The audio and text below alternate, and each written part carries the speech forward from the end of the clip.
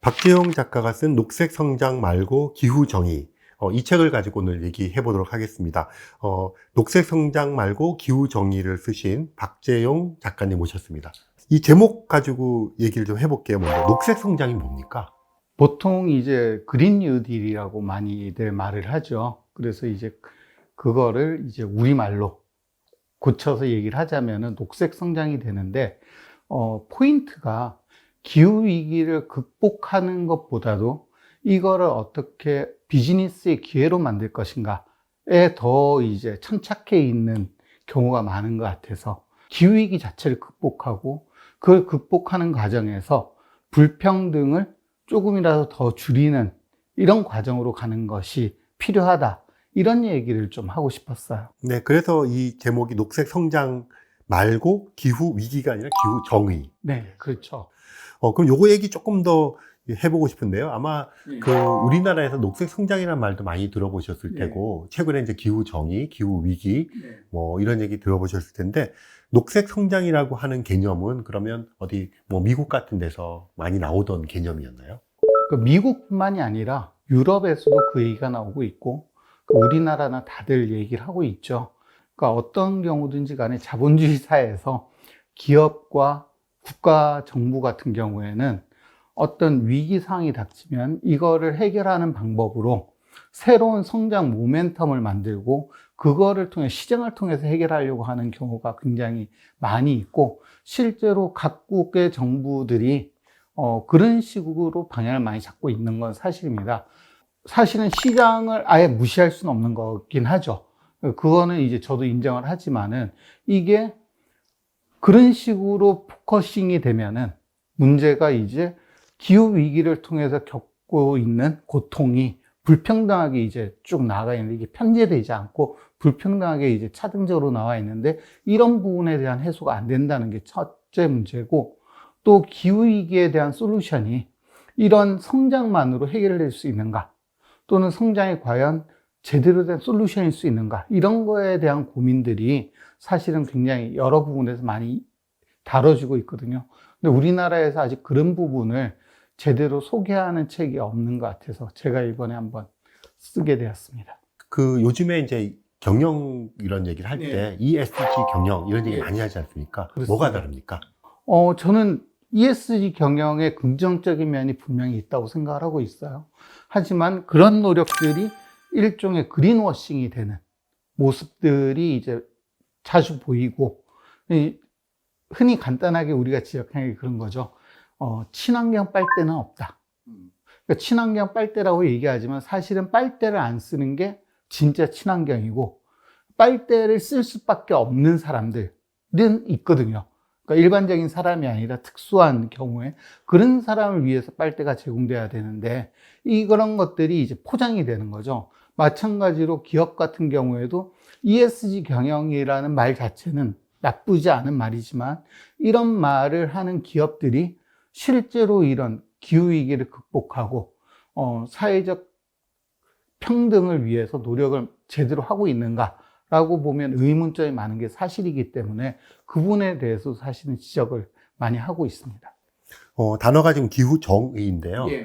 지금 말씀하신 맥락에서 이제 나오게 되는 것 같은데, 그 전에 기후 위기 이야기를 먼저 조금 들려주시면 좋을 것 같아요.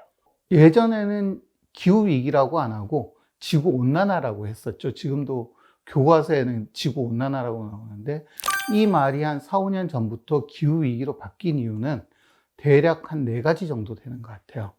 첫 번째는 뭐냐면은, 이게 정말로 전 세계 인류를 고통스럽게 만들고 있구나. 이 고통을 헤쳐나가지 않으면 안 되는구나. 이런 의미에서 크리시스라는 용어를 첫 번째로 쓰게 된 거고요. 두 번째로는 티핑 포인트가 곧 눈앞에 있다라는 거죠. 즉, 지금은 우리가 온실가스를 조절할 수 있는 능력을 가지고 있지만, 지금 지구 온도가 어느 정도 이상 더 높아지면은 이제는 인간의 손을 떠나서 지구 환경 자체가 온실가스를 더 많이 내놓게 될 거고, 이런 양적 대먹임 작용이 인간이 제어할 수 없는 단계에 가면은 정말로 커다란 고통이 다가올 거라서 기후위기라고 하는 게 두 번째고요. 그 다음에 세 번째로는 이거를 극복하는 과정이 굉장히 고통스러울 거라는 거죠. 하지만 지금이 이 대가로서의 고통을 가장 적게 치를 수 있는 건데, 앞으로를 봤을 때 그럼에도 불구하고 굉장히 고통이 크기 때문에 자꾸만 멈칫하게 돼요. 가령 우리가 지금 굉장히 시급한 병에 걸려 있고 당장 회사하고 뭐고 다 때려치고 병원에 입원해서 치료를 해야 되는데 생업이 달려있고 소득 문제가 있으니까 치료를 미루는 거랑 비슷한 거라고 생각합니다. 그런 의미에서 또 이게 위기라는 얘기고요. 네 번째로는, 그런데 이거를 해결하는 방법 자체가 워낙 여러 이해관계들이 겹쳐져 있기 때문에 쉽지 않다라는 의미에서 또 위기라고 하죠. 네, 그래서 녹색 성장 말고, 그러면 녹색 성장 말고 기후 위기 극복, 또 녹색 성장 말고 기후 위기 대처, 이렇게 네. 제목을 잡을 수도 있는데 구태여 정의라는 말을 쓰신 이유가 있겠죠. 네. 그러니까 제가 이 책에서 강조하고 싶었던 부분 중에 하나가, 흔히 이제 기후위기 또는 환경 문제 얘기할 때 이거는 우리 인류 모두의 책임이다, 이렇게 얘기를 많이 하는데 이게 거짓말이라고 얘기를 하고 싶어요. 전 세계 지금 70억 인구인데 그 중에 10억 명 정도는 정말 1%의 기여도 하지 않고 있어요. 그리고 아프리카 전체를 보더라도 기후위기에 대한 전체적인 책임은 5% 정도밖에 없습니다. 그리고 우리나라나 선진국 같은 경우에도 같은 나라 안에서도 소득이 가장 많은 상위 10%가 전체 온실가스 배출의 50%의 책임을 가지고 있어요. 반대로 하위 50%는 한 10% 정도밖에 책임이 없어요. 그러니 이 기후위기 문제가 실제로 누구 때문에 벌어진 일인지를 좀 더 명확하게 하고 싶었고, 두 번째로는, 그런데 이 위기가 실제로 고통스럽게 하는 거는 10%의 소득이 많은 사람들이 아니라 소득이 적은 50%를 힘들게 한다라는 거죠. 그리고 실제로 우리나라의 그 최근의 역사를 봐도 1997, 8년도에 있었던 이제 외환위기, 또는 2005년에 있었던 카드 대란, 금융위기, 이런 위기가 닥치고 극복되는 과정을 보면은 그 과정에서 불평등이 더 심화가 돼요. 하위 소득 20, 30%는 더 못 살게 되고 상위 소득 20, 30%는 더 잘 살게 되고, 그런데 이번 기후위기도 그런 식으로 극복이 되면 안 된다는 거죠. 그런 의미에서 좀 더 정의로운 방법으로 이 위기를 극복하자라는 의미에서 기후정의라는 말을 쓰게 됐습니다. 네, 지금 제목 가지고 저희가 얘기하면서 전체적으로 책 쓰신 의도라든가 방향성은 알고 있는데, 이 목차를 보면, 지금 말씀하셨던 그런 의도들이 다 이렇게 드러나고 있는데요. 예. 처음에 그 서론에서 왜 기후 위기인가? 예. 그 제1장이 모두의 책임은 아니다. 예. 제2장이 자본주의와 기후 위기. 예. 3장이 대안이 되기에는 힘든 혹은 대안의 일부. 네. 그 다음에 제4장이 기후 정의로 가는 길. 네. 그리고 5장이 노동과 시민이에요. 예. 여기에 이제 쭉 목차를 제가 일부러 이렇게 읽어드린 이유는 책 제목도 그렇지만 이제 의도하신 바가 굉장히 뚜렷하고. 네, 그렇습니다. 그렇습니다. 그러니까 기후 위기에 대한 것을 접근하는 방식은 여러 가지가 있겠지만 그 자체를 엄밀하게 진단하는 것도 굉장히 중요한 방법이잖아요. 예. 그리고 그것을 현실적으로 어떻게 타개할 것인가도 중요한 것인데, 어떻게 생각하면 지금 말씀하신 이런 것들이 결국은 우리 삶의 문제인데 그렇게 연계시키고 연관시켜서 생각하고 그걸 바탕으로 어떤 것들을 만들어가는 것들이 다소 부족했던 것도 같아요.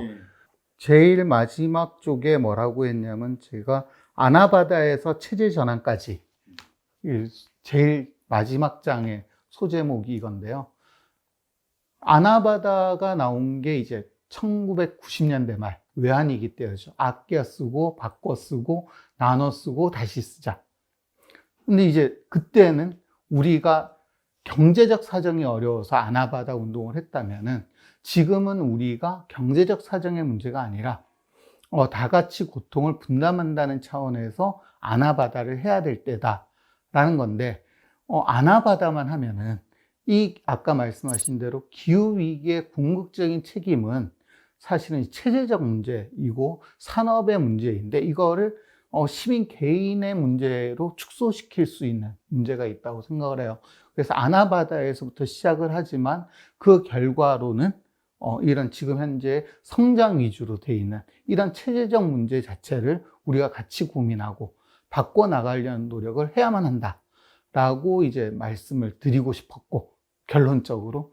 그래서 이제 제가 이 책에서도 그렇고 강연을 나왔을 때도 가장 자주 하는 말이 뭐냐면은 혼자서 하지 말고 여럿이서 하자. 그 다음에 작은 소리로 말하지 말고 큰 소리로 말하자. 그 다음에 짧게 하지 말고 지속적으로 하자. 근데 이때 우리가 해야 될 얘기가 뭐냐면은 우리 스스로 아껴 쓰고 나눠 쓰고 다시 쓰는 것도 중요하지만 이게 가능해지도록 체제를 바꾸고 정부의 정책을 바꾸고 정치인들에게 요구하는 이런 일이 더더욱 중요하다라는 얘기를 하고 있는데요. 이게 사실은 이 책에서 궁극적으로 얘기하려는 바가 아닐까라고 생각을 합니다. 그런데 말씀 나누다 보니까 과학기술인들, 예. 뭐 과학자나 엔지니어를 비롯해서 이제 그런 전공을 하신 분들한테 예. 훨씬 더 중요한 책이 되겠다 이런 생각이 많이 들었어요. 사실 지금의 기후위기를 극복하는 과정에서 과학기술적 발전 자체가 많은 큰 영향을 끼쳤다고 생각하고 있습니다. 단적으로 지금 현재 이제 태양광 발전 같은 경우도 지금 정도로 효율을 끌어올려 온 것, 그 다음에 이제 엔지니어링적으로 봤을 때 이런 대용량, 대면적 사이즈로 이제 만들면서 이제 생산 원가를 줄여 나온 과정, 이런 것들이 이제 사실은 과학기술적 성과들이겠죠. 이런 태양광이나 풍력 같은 재생에너지들이 가지는 간헐성이라든지 경직성 같은 문제를 풀기 위해서 스마트 그리드나 아니면 뭐 분산 전원 문제들도 해결을 해야 되고, 그 다음에 에너지 전환지도 만들고, 이런 분야에서도 과학기술인들이 해야 될 많은 역할들이 있을 거라고 생각을 하고 있어요. 그래서 첫 번째로는 이런 과학적 또는 기술적 솔루션들을 만들어내는 데 집중을 하는 게 필요하겠고, 하지만 또 한편으로는 우리가 겪고 있는 이 기후위기란 거는 과학의 문제만이 아니라 사회의 문제고 경제의 문제이기도 하다는 거죠. 그래서 이들이 엮여있는 이런 상황 자체를 과학기술인들도 좀 캐치하고 이 과정에서 어떠한 길로 나가야 될지에 대한 큰 그림들을 자기 머릿속에 가지고 있는 게 자기 전공 분야를 연구하는 때도 필요할 것이고, 그 다음에 과학자 이전의 시민으로서 내가 어떻게 이바지해야 될 것인가, 또는 어떤 역할을 해야 될 것인가, 이런 부분에 대해서 고민하는데도 필수적인 요소가 아닐까, 이렇게 생각을 하고 있습니다. 이 책을 이제 읽게 될 독자들 네. 또를 위해서 마지막으로 한마디 뭐 당부가 될 수도 있고 뭐 예. 그런 말씀 한번 부탁드리겠습니다. 아까 앞서 했던 얘기인데요. 개인적인 실천 굉장히 중요하지만 그런 개인적인 실천이 실제로 기후위기를 극복하는 데 있어서 큰 성과로 모아지려면은 모여야 한다는 얘기, 연대해야 한다는 거, 이거를 꼭 기억해 주셨으면 좋겠다. 마지막으로 드리고 싶은 말씀입니다. 오늘 박재영 작가님 모셔서 여러 가지 이야기 나눴습니다. 고맙습니다. 네, 감사합니다.